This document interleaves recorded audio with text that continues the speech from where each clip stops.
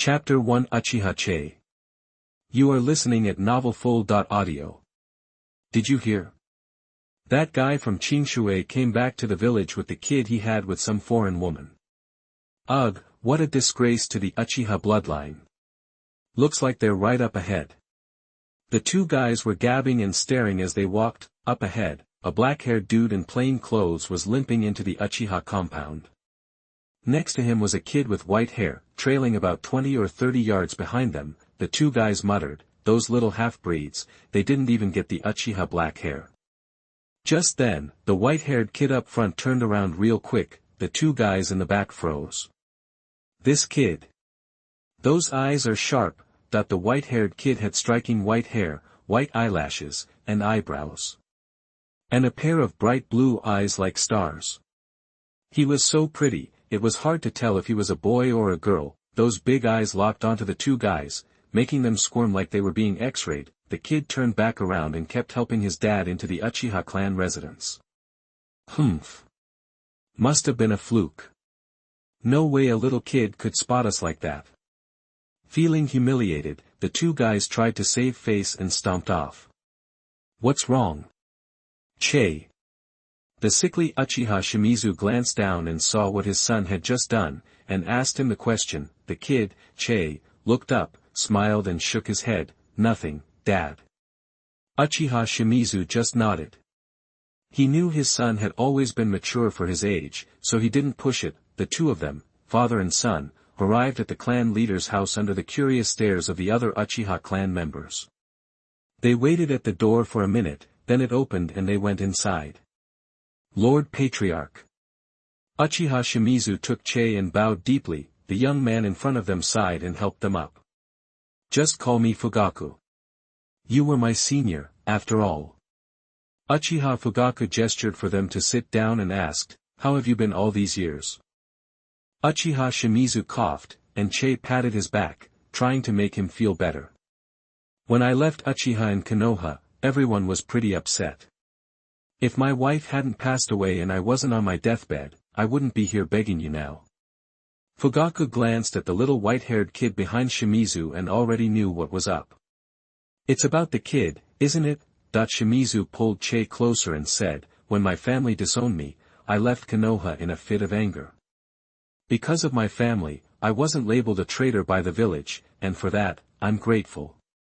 I don't expect them to forgive me, I just want them to accept this kid. He's innocent." Fugaku sighed. "Oh, why make things so difficult? If you had just followed the family's orders and married the clan elder's daughter, you wouldn't be in this mess." Shimizu didn't say anything. Fugaku gave in and spoke again. "Alright, what's the kid's name?" "Che." The white-haired boy piped up, his eyes sparkling. Fugaku nodded. "Uchiha Che, from today on, you're a member of the Uchiha clan. How old is he?" 5. Uchiha Che replied. Fugaku looked at Shimizu. "I'll get him into the ninja academy, don't worry." "Thank you, Patriarch." Shimizu bowed his thanks. "I still have your old house for you, but it hasn't been cleaned in ages. We'll take our leave, clan leader." Shimizu struggled to his feet and left, supported by his son. Fugaku watched them go, a complicated look on his face. Shimizu and his son made their way to a pretty secluded house. It was out of the way, but it was a big place. A little run down, but still a nice place to live. There was a babbling brook nearby, and birds chirped in the surrounding woods. Uchiha Che helped his father onto the bed and propped him up, then started cleaning the house by himself. Suddenly, Shimizu started coughing really hard and spit up a bunch of blood. Uchiha Che dropped the broom, rushed over, and wiped his mouth with a handkerchief. After a while, Shimizu spoke weakly, with a hint of blood in his voice. "Che, you gotta get stronger. Only by getting stronger can you take control of your life in this world. The room on the left is my study. The cabinet on the bottom left of the desk has some stuff I left for you, things that can help you get stronger. I'm not good with people. There are only two people in the village I'd call friends. One is Uchiha Fugaku, and the other is Yuhi Mahong. If you get into trouble, go to them. For my sake, they'll help you." Shimizu went on for a long time, his voice getting weaker and weaker, until his breathing faded away. That night, Uchiha Shimizu died at home.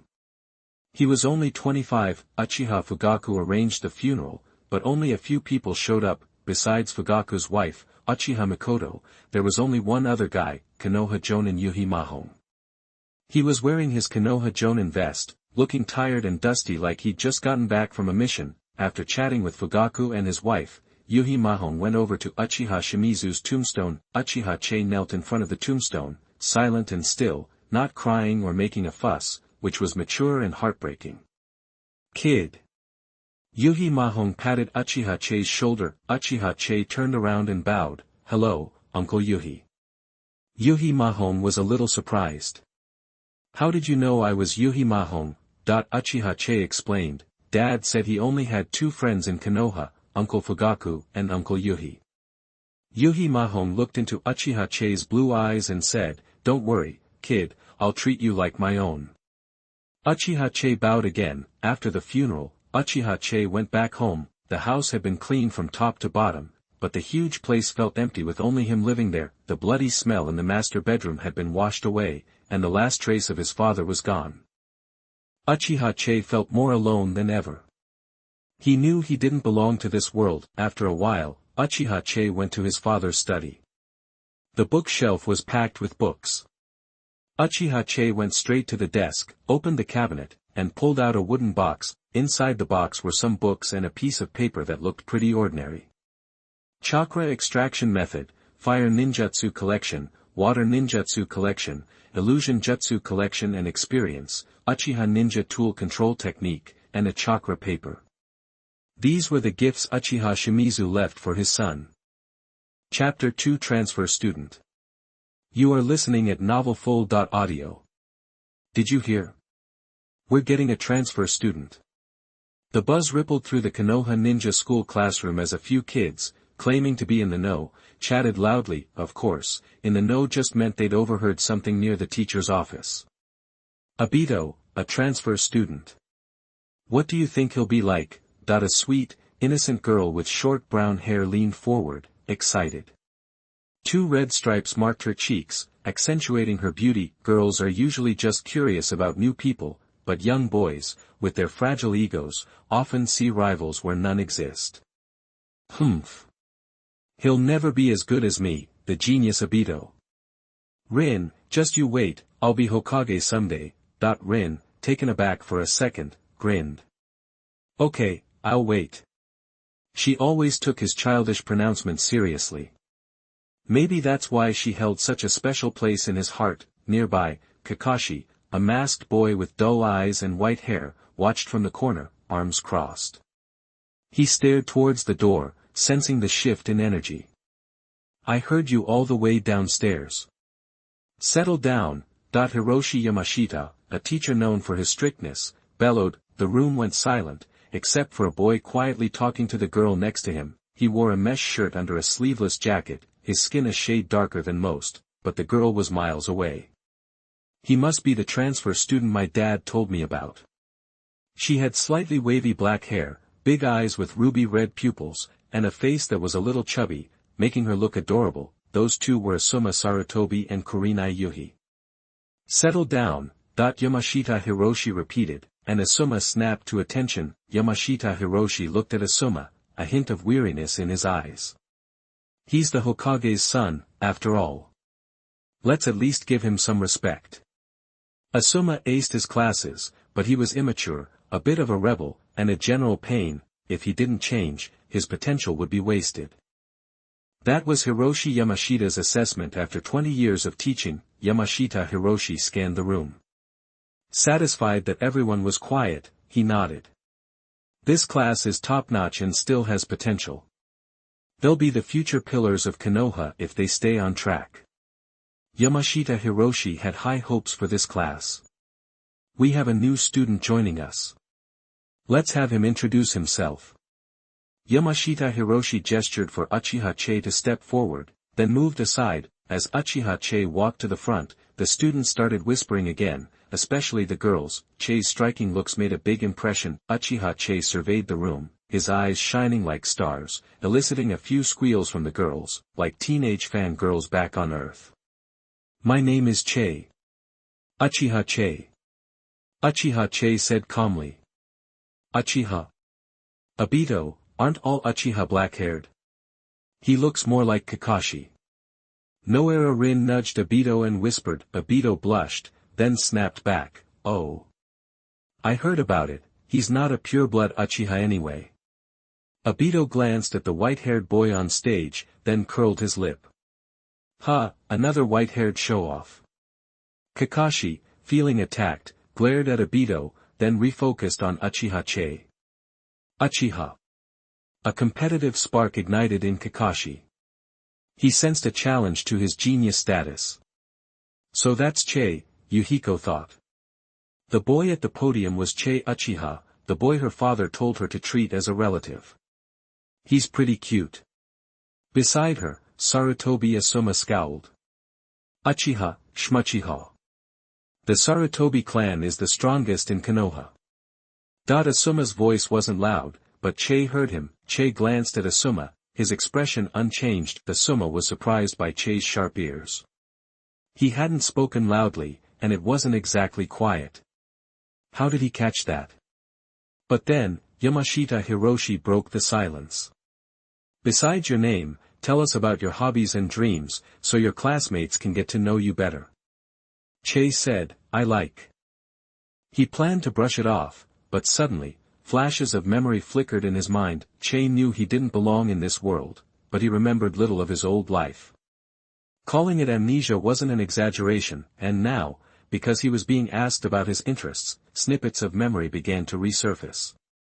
I like sweets and barbecue, fighting, hunting, listening to the shamisen, and I hate drinking. Some of the boys started laughing. Ha ha ha ha ha. What a weirdo. The shamisen. My grandma doesn't even listen to that. Ha ha ha ha ha ha. Obito was the loudest. Che's antiquated tastes were too much. Some other boys joined in. Sarutobi Asuma mocked Che for trying to act older than his age. Haha, he likes fighting and hates drinking. You're just a kid. Quit trying to be cool. Yuhi Hong heard the mocking, but disagreed. She saw something in Che's eyes, a sense that he wasn't lying, but the preferences he mentioned didn't sound like anything a child would say, which made her curious. Asuma turned to Yuhihi Kurenai and said, Kurenai, he says he hates drinking. Minors aren't allowed to drink in Konoha village anyway. What a show-off. Kurenai Yuhi nodded vaguely, but wasn't paying attention. Her red eyes were fixed on Uchiha Che on stage. Asuma felt his cheeks and ears burning, probably turning red. He didn't like it. Then, Che spoke again. Dreams, more like goals. My goal is to get stronger, strong enough to take control of my life. That mature statement made some of the less composed girls swoon. This composed, handsome and aloof boy was an instant hit, but others were analyzing Che's words. Kakashi thoughtfully repeated the words take control. And Kurenai Yuhi, who knew Uchiha Che's family situation, felt sympathy. A young boy who had lost his parents and lived alone in the Uchiha compound. It made sense that he would be obsessed with control. Chapter 3 Six Eyes. You are listening at novelfull.audio. Yamashita Hiroshi, despite his experience with all kinds of students, was still taken aback by the new transfer student's surprising maturity. He approached the podium and said, "You can take the empty seat." He pointed to one in the classroom. Uchiha Che simply nodded and headed towards it. The ninja school classrooms had three-person desks. The empty seat was at the far right of the second row by the window, the innermost spot next to Asuma and Yuhihi Kurenai. "Excuse me," Che said. Asuma silently got up and moved to make room. Yuhihi Kurenai smiled. "Hi, I'm Yuhihi Kurenai. Nice to meet you." Che's expression cleared, recognizing the family connection. "Thank you." He gave a slight bow, a gesture of respect for both Kurenai and her father. Kurenai blushed at the formality. "No need to be so polite," she said, waving her hands. "My dad told me to look out for you." Che nodded and settled into his seat. Asuma, overhearing the conversation, couldn't help but feel a twinge of jealousy. Yamashita Hiroshi brought a textbook to Che before returning to the podium to begin the lesson. Today, in history, we'll be discussing the First Ninja War. War, it's inevitable, isn't it? Che mused, opening the book and starting to read. Huh? What was that? Kurenai asked, curious. Che shook his head. Nothing. You're on the wrong page. This is the history of the founding of Konoha. Kurenai pointed to the textbook in front of Che. Che glanced at the Senju and Uchiha family crests in the textbook, lost in thought for a moment. Kurenai reached over and flipped to the correct page. Che thanked her and turned the page. This friendly interaction didn't go unnoticed by Asuma, whose fist clenched at his side. He touched his head, feeling oddly uncomfortable, like he was wearing something he couldn't quite place. The class flew by. Che listened intently, absorbing the systematic knowledge. Even after the bell rang, he continued to pore over the book. His blue eyes scanned the pages: history, code texts, chakra extraction, ninjutsu theory. He soaked it all up. With his sharp mind, he grasped these new concepts quickly. He'd already covered more than half the curriculum, and he had no intention of stopping after class. The classroom buzzed with noise as students gathered in groups to chat and hang out. After all, these ninja school freshmen were still just kids. Kurenai left her seat to talk with her friend, Mitarashi Anko. The purple-haired girl nudged Kurenai with her elbow. Hihi, your new deskmate is cute. Way better looking than Asuma, and a better match for you, hihi. She wiggled her eyebrows suggestively. What are you talking about? Kurenai playfully shoved Anko's shoulder, but Anko continued to tease her. Asuma, meanwhile, watched Che absorbed in his book, and scoffed at him, labeling him a nerd. The novelty of the transfer student didn't last long enough to interrupt the usual after-class socializing, so no one bothered Che. He simply read quietly for several minutes. Soon, students began leaving for their next class, combat training. Che set down his textbook, got up, and followed the crowd to the training grounds. Hiroshi Yamashita was waiting. Class is starting. Stop dawdling.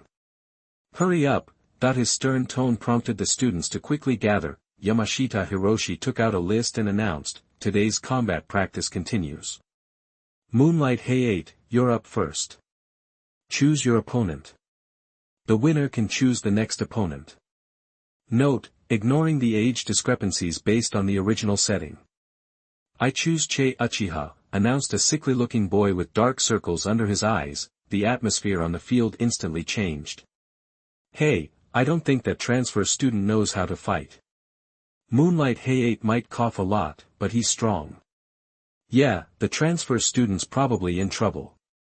Che caught snippets of the conversation, gathering intel. It sounded like his opponent was considered one of the stronger students. Yuhihi Kurenai couldn't help but worry. Her brow furrowed as she watched Che walk onto the field. Anko looked crushed, while Asuma seemed to be grinning from ear to ear. Che and Moonlight Hey-8 stood facing each other in the open space. It was about 20 meters across, plenty of room for a children's match. Che clenched his fists, trying to figure out how to beat the kid in front of him. You haven't even learned to use chakra yet, right? To make it fair, I won't use it either. Hey-8 offered. Che refused. It would be unfair to you if you didn't use chakra. Hey-8 took Che's statement as a boast. I don't need chakra to beat you. He immediately decided to go all out. Despite seemingly having the advantage over the boy in front of him, Hey-8 felt a strange sense of foreboding. The white-haired, blue-eyed boy exuded an inexplicable pressure. The idea of using chakra actually relieved Hey-8. Che touched the area around his eyes. All kinds of details rushed in, heightening his senses. 6 eyes. Che remembered the name of his eyes. It seems they gave him an incredible ability to perceive. These eyes, combined with his subconscious combat experience, gave Che the confidence to face a strong opponent despite having only been exposed to chakra for 2 days. Che raised his fists, placing them in front of his forehead and chest. He spread his legs, staying firm to handle any attack. However, Yamashita Hiroshi interrupted Che.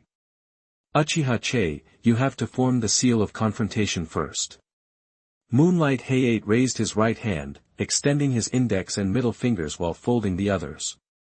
This was the seal of confrontation. Che mirrored his action. Chapter 4 Spell Power. You are listening at NovelFull.audio. Yamashita Hiroshi stepped between them, raised a hand, and then slashed it downward. Begin the match. Hiroshi Yamashita then backed out of the ring. Moonlight Hayate held his ground, waiting for Uchiha Che to make the first move, but Uchiha Che remained calm, holding his original stance. After a few seconds, Moonlight Hayate charged, spreading his legs and rushing toward Che. Che saw every move clearly. From those details, he instantly mapped out Moonlight Hayate's attack trajectory in his mind. Moonlight Hayate threw a straight punch, but Che blocked it with one hand. Just as I thought, strength isn't his strong suit. Che's eyes remained calm. He'd already deduced that Moonlight Hayate lacked power. He's still young and not fully developed, so even with a little chakra, he'd only have the strength of an average adult. It was more than Che's current strength, but skill could still tip the scales. Che deflected the punch, and Hayate saw Che's fist rushing toward him. Che punched out with a flick of his wrist, seizing the perfect moment in Hayate's attack. Hayate couldn't block in time. Reacting quickly, he leaned back. The momentum forced him to brace himself with his hands, and he flipped backward 5 times in a row, putting distance between himself and Che. Che thought, this body is still too weak. Wish I had magic. He remembered that his power in his previous life had come from negative emotions. Negative emotions. Che recalled the loneliness he felt when his father died. A faint blue energy enveloped Che. This is the power of a curse. It feels so familiar. His 6 eyes could see the details of the spell's power. He analyzed the blue energy and integrated it naturally. The power of the spell strengthened him, and Che's aura intensified. Moonlight Hayate sensed danger and used his strongest ninjutsu, the clone technique. It was just one of the basic 3 body techniques, but for first-year ninja school students, it was powerful. The ninja school graduation exam also tested the 3 body techniques. The clone technique. Che tried to see through it with his 6 eyes, but they weren't fully developed and couldn't directly see the chakra. However, he observed the clone closely and instantly recognized the true form from some subtle differences. Moonlight Hayate and the clone attacked together, but Che ignored the clone and struck at the real body. The clone technique was recorded in ninjutsu theory textbooks. Che knew the clone had no attack power, and he doubted this kid could use more. Advanced physical clones, bang, with a powerful sweep, Che knocked Moonlight Hayate off his feet. Moonlight Hayate was confused as he flew through the air. What's going on? He wasn't this strong before. He rolled on the ground, and before he could recover, Che rushed forward and struck with a palm. Moonlight Hayate closed his eyes in fear, and a strong wind blew across his neck, but there was no blow. He opened his eyes and saw Che reaching out a hand. He took it and stood. Thank you. Che smiled and nodded. Uchiha Che wins, forming the reconciliation seal. Yamashita Hiroshi announced. Moonlight Hayate extended his index and middle fingers. Che figured out the reconciliation seal and hooked his fingers with Hayate's. Ninjas really have a thing for rituals. After the match, Moonlight Hayate kept glancing back at Che. He seemed so normal, not like an Uchiha. He coughed softly, watching Che. Wow! The transfer student is awesome. Che's when excited Mitarashi Enko the most. Obito yelled, ha ha ha ha ha. Just like an Uchiha. The genius second only to me. Kurenai covered her mouth, surprised. Enko teased, your new deskmate's amazing. No one will bully you now. You said you take care of him. Who's taking care of who? Kurenai blushed and pinched Enko's arm, making her bite back laughter. Asuma crossed his arms and said, I could beat Moonlight Hayate too. Enko grabbed Kurenai's arm, stuck her head out, and laughed. Ha ha ha, sounds like someone's jealous. You. Asuma glared at Enko. Enko hid behind Kurenai. Lay off. Can't offend the Hokage's son. Kurenai intervened, okay, stop bickering. She looked at Asuma, who was angry, and felt helpless. Asuma was impulsive and rebellious. Kurenai hadn't noticed it before, since other students were the same. Even a genius like Kakashi Hatake seemed childish, but Che was different. He was younger but mature. Comparing them, Kurenai was more aware of Asuma's flaws and resented them. Now choose your next opponent. Yamashita Hiroshi said to Che. Che looked around, and everyone felt a sense of oppression. He was observing their auras, trying to find the strongest student. As a transfer student, he knew nothing about the class. After observing, he had a general idea of their strength. Che pointed out his opponent. If he was going to fight, he'd fight the strongest. The strongest was Hatake Kakashi, the son of Konoha White Fang, a title comparable to the Hokage's son, and Kakashi's reputation as a genius was much greater than Asuma's, but Che judged by his physical fitness and calm aura. He's going after Kakashi. Looks like I have another rival. A boy with a big nose, thick eyebrows, and a watermelon haircut side. Hey, Kakashi, don't let that transfer student win, even if he's an Uchiha. Doesn't matter, because I'm the only one who can beat you. Obito said. Noara Lin said, I believe Kakashi will win. Obito changed his tune. If you lose, you lose. Just embarrassing yourself in front of Lin. Oh, I won't lose, Kakashi said. Chapter 5 Genius. You are listening at NovelFull.audio. Kakashi Hatake's white hair ruffled in the breeze as he strolled onto the court, hands in his pockets. A gaggle of young fans shrieked from the audience. On the opposite side, Uchiha Che, another handsome white-haired kid, swiped his bangs out of his face, revealing striking blue eyes. This triggered another round of high-pitched screams. Obito was definitely the most annoyed by the first wave of screaming. He hated seeing Kakashi hogging the spotlight. Asuma took the second wave the hardest. Che's interactions with Hong made him uneasy. He felt strangely threatened. Humph, so popular with the girls, huh? Then stay out of my way. Asuma found a sliver of comfort in that thought. These kids were definitely mature for their age, already grappling with that first innocent crush. Drawn in by the squeals of the girls in the crowd, other students started to gather, turning the match into a real event, and Kakashi's reputation as a prodigy gave this otherwise ordinary intramural battle an almost legendary vibe. The showdown between Kakashi and Che felt like a clash of titans. They faced off, hands clasped in a sign of respect. Che made the first move this time. So fast, Kakashi was stunned. Looks like he was holding back against Heiate. Bam! Bam! Bam! Kakashi and Che traded blows, a flurry of punches and kicks. Kakashi found himself at a slight disadvantage. Strength, speed, even combat experience, he's got me beat. Who is this guy? Kakashi's mind raced. Okay, he's stronger and faster, but combat experience. My fighting skills came straight from my dad. Can't dwell on that now. I need to create some space and use ninjutsu to win. Kakashi had always been sharp and analytical in a fight. After a quick assessment, he realized that Che didn't seem to know any ninjutsu, not even the basic clone technique. That was Kakashi's opening. Play to your strengths, right? Kakashi saw an opportunity, forced Che back, and created some distance between them. Che saw what Kakashi was up to, but it was too late. Bang, bang, bang. Several clones popped into existence on the court. Che immediately spotted the real one. Something felt off though. The hand seals were different from the clone technique, and the way the clones moved wasn't a simple feint. One of the clones lunged forward, throwing a punch. The force of the blow confirmed Che's suspicion. These clones are solid. Che dodged to the side, but the clones had already surrounded him. He really is the strongest. He's on another level compared to everyone else his age. Che squared up, patiently waiting for the clones to attack. Acting rashly would only put him on the defensive, but Kakashi was surprisingly perceptive. He formed a hand seal, dropped to one knee, and slapped the ground, earth style, earth flow river. The ground beneath their feet rippled like water. Throwing off your opponent's balance by changing the ground? Ninjutsu is pretty cool.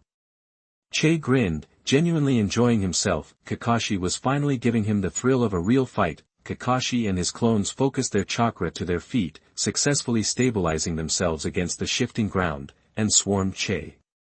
This seals the deal. You're strong, but you can't defend against my attack while you're off balance. Kakashi thought he had this in the bag. Che was stumbling, struggling to keep his footing. but as Kakashi and the clones closed in for the final blow, Che suddenly planted his feet, unleashing a sweeping kick that took out all the clones and even sent the real Kakashi flying. Just like with magic, this kind of ninjutsu can be countered. Looks like these clones disappear when they get hit. Che analyzed the data from the previous exchange, while simultaneously pressing his advantage, giving Kakashi no room to breathe. Kakashi had a lot of fight in him though, probably from training with his dad since he was a kid. He twisted in the air, cushioning his fall and landing smoothly just as Che closed in.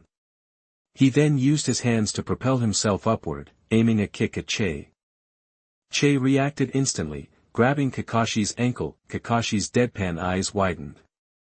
He knew he was in trouble. Che tossed Kakashi, sending him crashing to the ground. Bang! Kakashi lay sprawled out, and then felt a hand settle on his neck.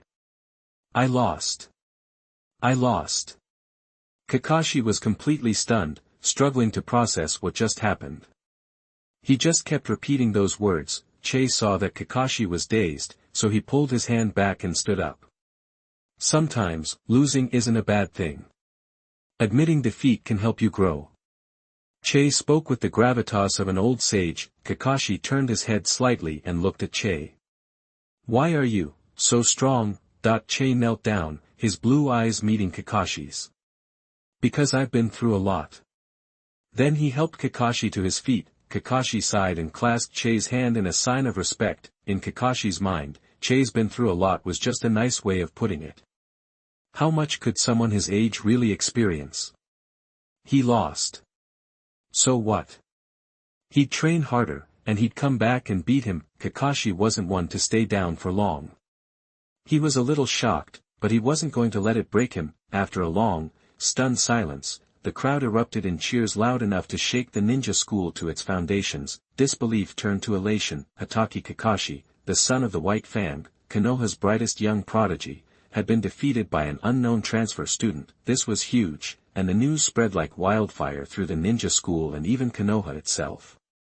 A battle between geniuses. I'm still too weak, Kai. I'm going to train harder.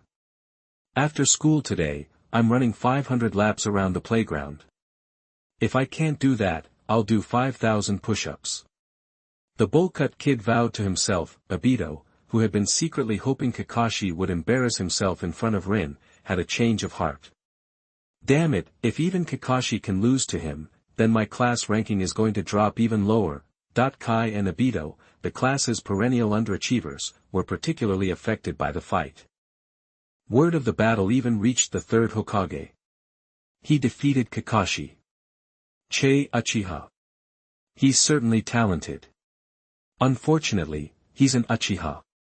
Sarutobi Hiruzen sat in his Hokage office, puffing on his pipe, shaking his head, and blowing a smoke ring as he continued to review documents. Chapter 6 Acknowledgment. You are listening at novelfull.audio.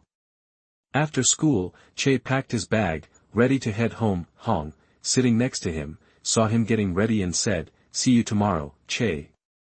"Yeah, see you tomorrow, Hong," Che replied. Hong called him Che rather than Uchiha because there was already another Uchiha in the class. And to keep things casual, she added classmate. Che calling her Hong by her first name was a bit forward in the village culture, especially since they had just met. Usually, only close classmates skipped the formalities. Hong blushed slightly at the familiarity, and Che, seemingly oblivious, was already booking it out the door. It wasn't that Che was trying to flirt. He just never liked those formal rules. Plus, he saw Hong as just a kid, so he wasn't thinking about being too familiar. Meanwhile, Asuma's face was turning green. First name basis already? He thought, what's next? Trying to hide his jealousy, Asuma turned to Hong and said, "Hey, Hong, you want me to walk you home? It's getting late." He emphasized her first name, trying to one-up Che. Hong, snapping out of it, saw Asuma's puppy dog eyes and replied, "No, I'm going home with Anko." She then took off to find Anko. "Your new desk mate is something else, Hong," Anko teased. "If you don't want him, send him my way." "What are you talking about?" Hong laughed. "Oh, you like him? I see." Asuma watched them laughing and joking. then slammed his fist on the desk, wincing in pain. The Uchiha district was like a village within a village, with its own walls, gates, and even a commercial street. Walking through the district, Che's sharp mind noted that the Uchiha clan's presence was a bit too large for Konoha. He knew from his textbooks that the Uchiha were a powerful clan since the founding of the village. After the Senju clan faded, they were the biggest clan in Konoha, yet, they hadn't produced a Hokage, and Uchiha Madara, who helped build the village, had defected. It was pretty clear Konoha's leaders didn't trust the Uchiha. As Che turned into an alley, he couldn't shake these thoughts. He was Uchiha now, and a rising tide lifts all boats. If the Uchiha fell, he'd be dragged down with them. Suddenly, he sensed something was off. Looking up, he saw he was surrounded by kids. "So, you're the white-haired punk." "Humph." One of them said. Che chuckled to himself. "I got so caught up in my thoughts that I let a bunch of kids corner me. Being a kid again is dulling my senses." They looked like they were about his age, 5 or 6-year-old ninja academy students. "Who are you guys? What do you want?" Che asked, not bothered by their insults. "Don't you even recognize me?" "I'm Uchiha Bronze Fire." The leader announced. Another kid, more reserved, chimed in, "Uchiha Iron Fire, Copper Fire's little brother." The others followed suit, announcing their names. "So, what's this about?" Che asked. Copper Fire gave Che a reason so dumb, it left him speechless. "We heard you beat Kakashi Hatake. We don't like you showing off, so we're gonna teach you a lesson." "So, you're looking for a fight?" Che asked with a smile. "Yep, we're gonna beat you up," Copper Fire declared. "That'll be easy." Che's smile widened. Copper Fire felt a shiver run down his spine. Bang, bang, bang, bang, In seconds, Copper Fire and his gang were sprawled on the ground, unable to even put up a fight. Che stacked them on top of each other and sat on top. "You guys are so weak. What made you think you could take me on? I don't get it." Looking out of the alley, he noticed a Konoha guard passing by. Spotting the commotion, the guard saw Che sitting on a pile of kids with bruises and rushed in.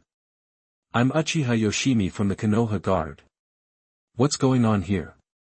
"Let them go." The kids under Che, seeing help arrive, burst into tears. Che got up without a fuss. Uchiha Yoshimi helped the kids up, asking, "What happened? How did you all get beat up like this?" Uchiha Copper Fire pointed a trembling finger at Che, who admitted without hesitation, "They were gonna beat me up, so I beat them up first." Uchiha Yoshimi recognized him. "So, you're Uchiha Che. Come with me. We need to report this to the clan head." Soon, in the clan leader's residence, Fugaku listened calmly to Uchiha Yoshimi's report. Ignoring the crying Copper Fire, he turned to Che. "This isn't your fault. It's those kids' problem. Don't worry, I'll make them acknowledge you." Fugaku turned to Yoshimi and ordered, "Gather all the Uchiha ninjas at Nanga Shrine before sunset." "Yes, sir." Yoshimi, Fugaku's loyal subordinate, obeyed without question. Uchiha Shrine, or Nanga Shrine, was on the outskirts of the district. It was a shrine to the Uchiha ancestors. Che followed Fugaku up the steps, through the red torii gate. The setting sun cast a dim light over the shrine, making the ancient place seem even more sacred. Inside the shrine was a statue. The statue wore a Magatama robe, with 2 small braids framing its face. The features were worn, but the 3 Magatama in the eyes were still clear. "That's our Uchiha ancestor. We don't know his name, but we still carry his blood, and so do you," Fugaku said. Noticing Che staring at the statue, Che looked up and asked, "Are the 3 Magatama the highest level of the Sharingan?" Che remembered his father also had a pair of 3 Tomo Sharingan. Fugaku thought Che was paying his respects, but realized he was focused on the Sharingan. "Beyond the 3 Magatama is the Mangekyo, but that's not something you need to worry about yet." Che nodded, saying nothing more. They waited in silence as the Uchiha clan members arrived. Yoshimi returned, saying, "Clan head, everyone's been notified, except those on missions. After more instructions from Fugaku, Yoshimi returned with a black coat. By now, everyone had arrived. Over 200 Uchiha ninjas were gathered in the shrine. Che observed the crowd. They were all strong. He also noticed that the shrine had a hidden room underneath. Fugaku spoke loudly, "The reason I've called you here today is because of him, Uchiha Che. I want you to accept Uchiha Che as a member of the Uchiha clan." Chapter 7 Recognition at the Shrine. You are listening at novelfull.audio. The audience erupted, several clan members jumping to their feet, pointing at Uchiha Che and yelling, "He's a nobody. Why should we accept him?" "Sit down." Fugaku, usually even-tempered, rarely lost his cool, even though he was only in his 20s. Fugaku exuded authority, his tear troughs making him look older and more imposing. The clan members shut their mouths and sat down. Fugaku continued, "I don't want to hear that word again. Can any of you guarantee your ancestors were pure Uchiha? Che's father may have been kicked out, but Che wasn't. He's still one of us. Yes, Che's appearance is unique, with white hair and blue eyes, but Uchiha blood isn't about that. Yashiro, your hair's brown, not black. Does that make you any less Uchiha?" A brown-haired Uchiha ninja responded, "The chief's right." Fugaku pressed on, "Besides, Che's a rare talent. Today, he beat Hitaki Tsukumo's kid, Konoha's White Fang's son, bringing glory to the Uchiha name. Are you going to drive away a genius?" Fugaku's reasoning, capped with that final question, silenced the dissenters. His tone shifting, Fugaku said, "Okay, that's settled. Before our ancestors, I, as head of the Uchiha, formally accept Uchiha Che as one of us." Fugaku held up a coat, revealing the Uchiha crest, a flame fan, on the back. He then draped the coat over Che's shoulders. Che remained perfectly calm throughout. Fugaku's move, welcoming him into the family at the shrine, was brilliant. First, he officially recognized Che as an Uchiha, showcasing Che's talent and solidifying his position as clan leader, all while drawing a future powerhouse into the fold. Second, it created the impression that Fugaku had personally brought Che into the family, making Fugaku Che's benefactor. Any ordinary kid, no matter how gifted, would have been won over by that. But Che wasn't ordinary. Even without his past life memories fully intact, he still thought like an adult. He'd be grateful to Fugaku, sure, but he wouldn't develop any unnecessary attachments. It was simply a mutually beneficial arrangement. Che adjusted the coat, which fit perfectly. "Thank you, Chief." Fugaku smiled and clapped Che on the shoulder. "From now on, you'll serve the Uchiha and restore our glory." Che feigned excitement and replied, "Yes, sir." Fugaku, satisfied, looked at the faces before him and asked, "Anyone still have objections?" "No objections. None here." "Good.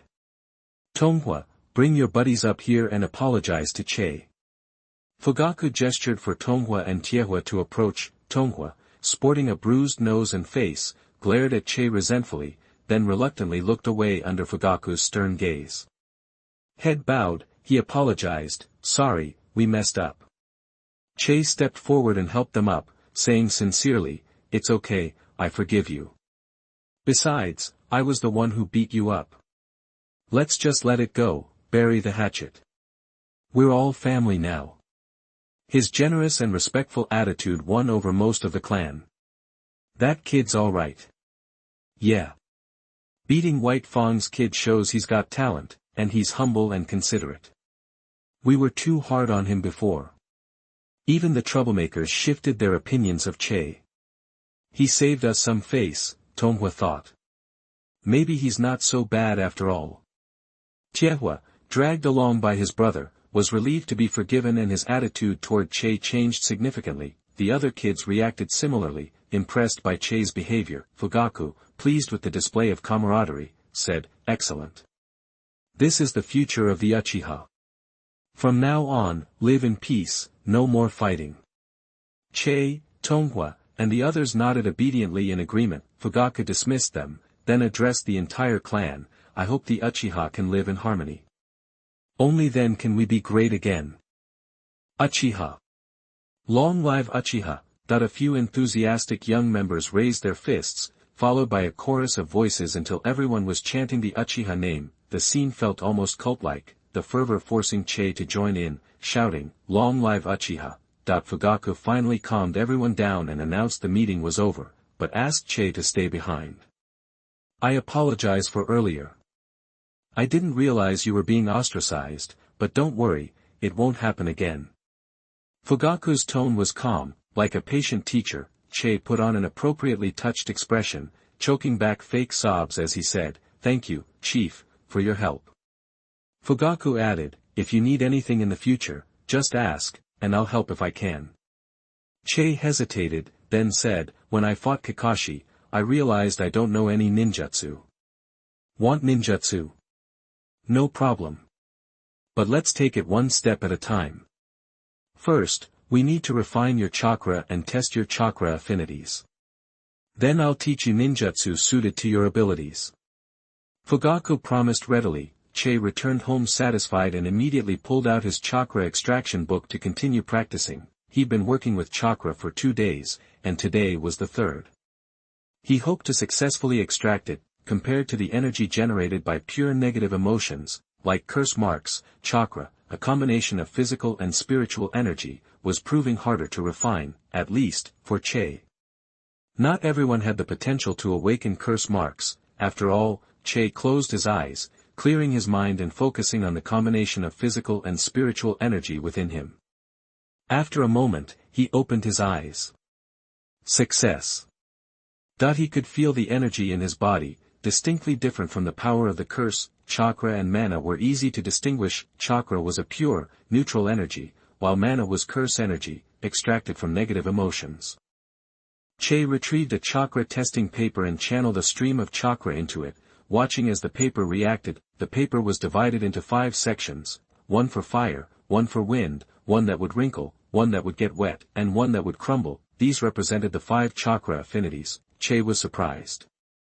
He knew enough about ninjas to know that the more affinities a ninja possessed, the more ninjutsu they could learn. The next morning, Che went to Fugaku early and told him he had all 5 affinities. Fugaku was stunned. At first, he thought Che was mistaken, only accepting the fact after having Che test it again. "Your father was considered a genius with fire and water affinities. I didn't expect you to surpass him. Don't worry, I'll teach you ninjutsu for all 5 elements."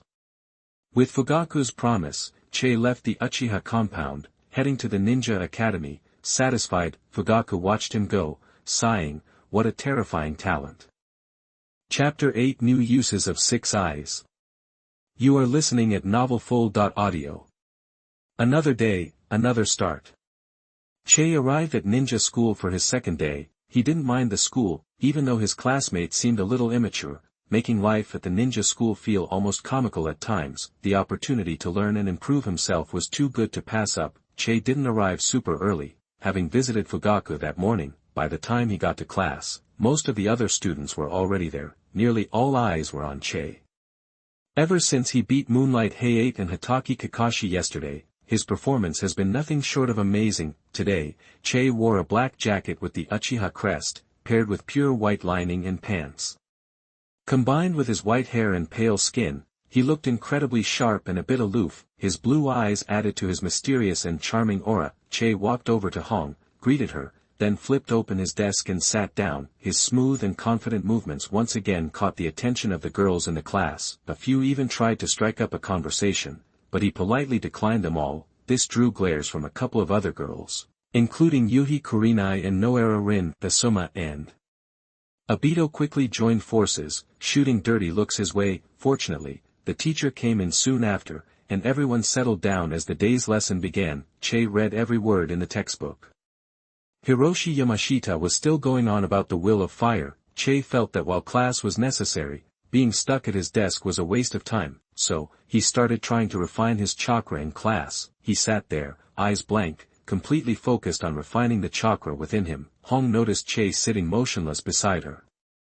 At first, she assumed he was just listening intently, but after a while, she realized he wasn't paying attention at all. His eyes fixed straight ahead, staring into his blank blue eyes. Hong couldn't help but giggle, covering her mouth.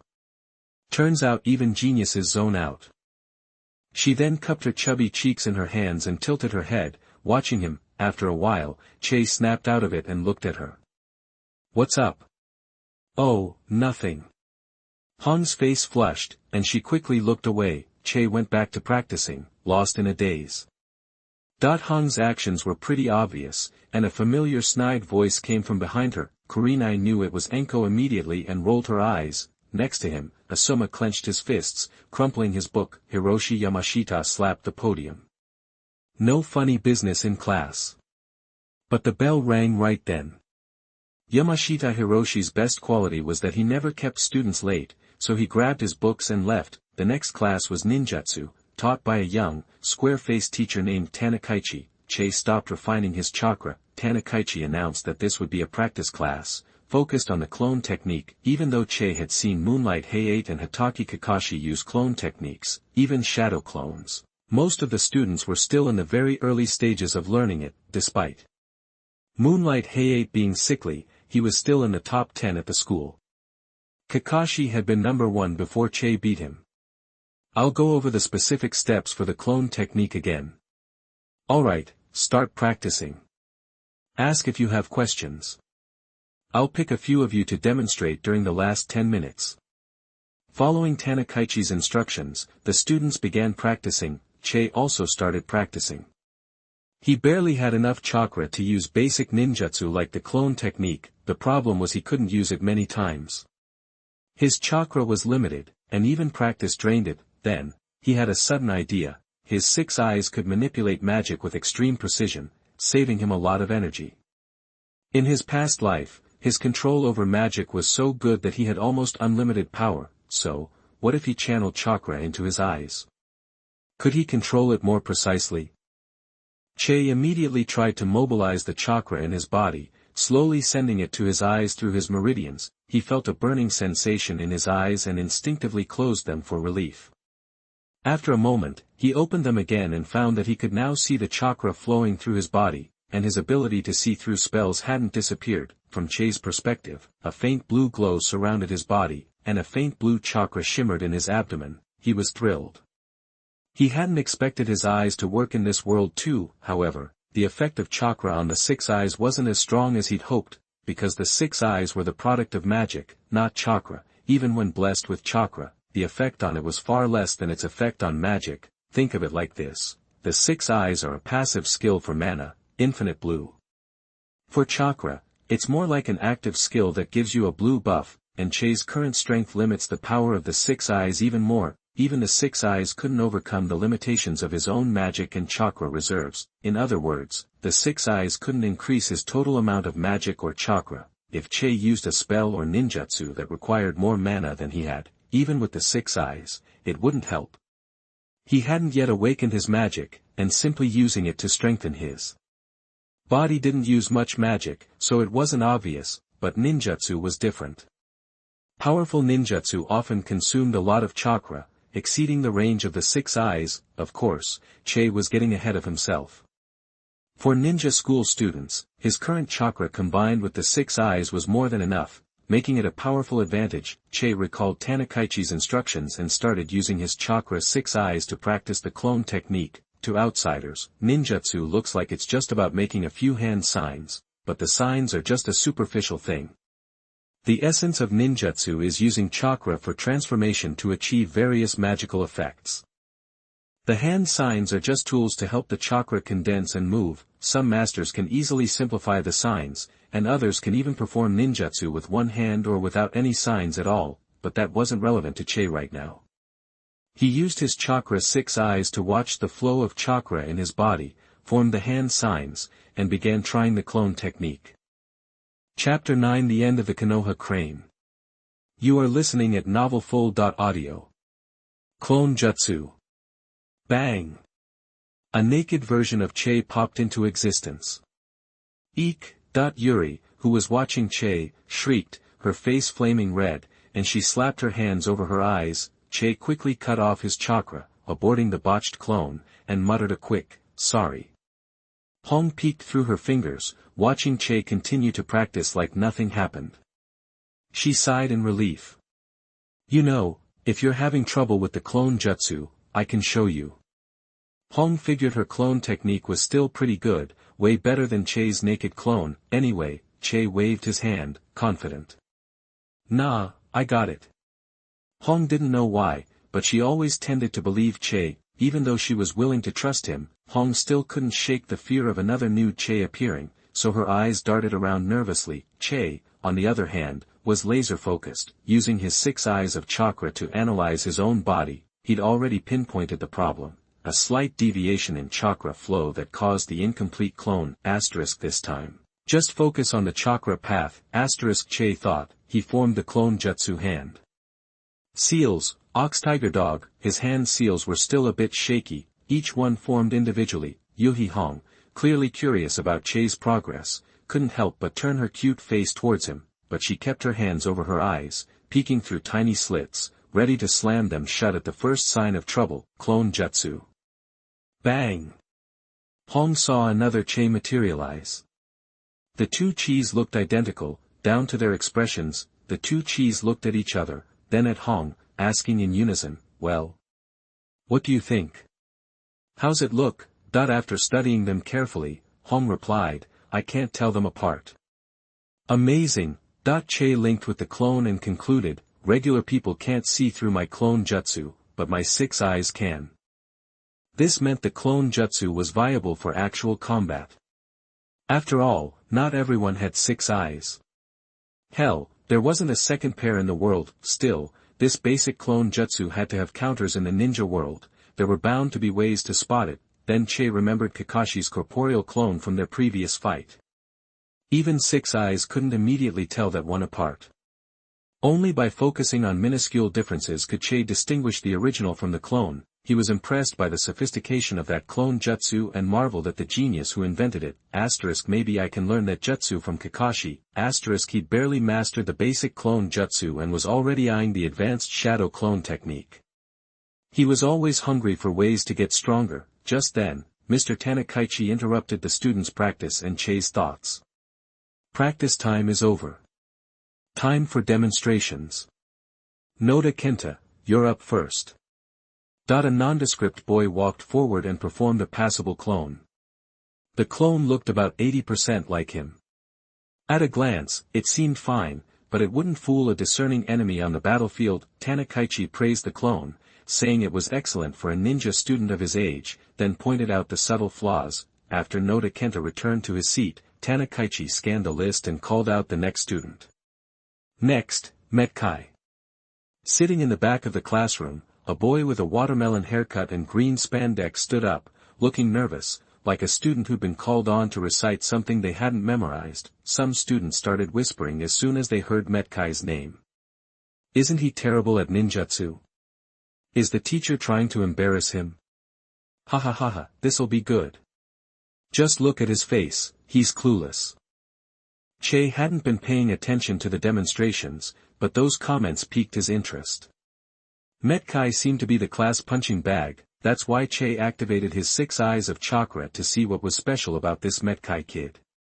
If he was truly worthless, he wouldn't be at the Ninja Academy unless he was a transfer student like Che, who hadn't even taken the entrance exam. What's going on with his meridians? What a weird physique. Chakra flowed through the 8 extraordinary meridians. Basic ninjutsu knowledge, but according to the data Che received from injecting chakra into his 6 eyes, Metkai's meridians were peculiar. They were thick and tough but almost solid, leaving only tiny channels for chakra to flow through. Meridians were the main chakra pathways. If regular meridians were smooth plastic pipes, Metkai's were tough rubber ones with channels 10 times smaller. It would be 10 times harder for Metkai to practice ninjutsu, and those narrow chakra channels would inherently limit his ability to use advanced techniques. However, this wasn't without its advantages. If there was a jutsu that could instantly boost chakra, Metkai's meridians could be instantly cleared. Then, not only would there be no restrictions, but the strength of Metkai's meridians could improve his endurance, and it wouldn't be a problem to boost his strength dozens of times in an instant. However, Che only theoretically analyzed this possibility and rejected the idea in his heart. It was unlikely that there was even such a jutsu in the ninja world, one perfectly suited for Metkai. And even if there was, it would be a closely guarded secret. Metkai wasn't from a ninja clan, so how could he have access to something like that? Che felt a twinge of pity for Metkai. He's got potential, but it's a shame it'll probably go to waste. Metkai walked to the front and formed the hand seals for the clone jutsu, but all he ended up with was a pile of his clothes. The level of this clone was similar to the naked clone Che performed for the first time. The class erupted in laughter, mocking Konoha's dead weight. Tanakaichi silently concluded that Metkai's talent was non-existent. He only got into the academy because of his taijutsu. I get that he's bad at ninjutsu, but this is awful. If he can't do ninjutsu, what's the point of being a ninja, star? Go sit down, you need to work on that clone jutsu. Tanakaichi felt sorry for this hard-working student. Kakashi, you're up. Chapter 10 Copy Ninja Uchiha Che. You are listening at novelfull.audio. Even though Che had beaten Kakashi, it didn't change the fact that Kakashi was a genius. In terms of ninjutsu, he was a step ahead of everyone else in their class. He could probably pass the graduation exam right now if he took it. Kakashi stood up coolly. The clone technique was too basic for him. Since the teacher hadn't specified the standard clone technique, Kakashi decided to show off the most advanced version he knew, the multiple shadow clone technique. With puffs of white smoke, dozens of Kakashi's shadow clones instantly filled the classroom. His classmates were amazed, but Kakashi didn't care about their reactions. He just looked over at Che. Che was staring intently at one of the shadow clones, his blue eyes focused. Kakashi, assuming Che was impressed, couldn't help but smirk. His shadow clone technique was at a much higher level than when they'd fought before, so Kakashi figured this reaction was natural. What Kakashi didn't notice was the faint glow in Che's 6 eyes, a sign they were active. Che was using them to carefully observe the chakra flow of the shadow clone, including the chakra flow in Kakashi's body when he made the hand seals. The 6 eyes allowed him to see the inner workings of spells. By channeling chakra into them, he could see the flow of chakra with incredible detail, almost like a high-resolution thermal imaging device. This let Che instantly understand the principles behind spells and ninjutsu. When Kakashi stopped using his chakra, Che's vision returned to normal.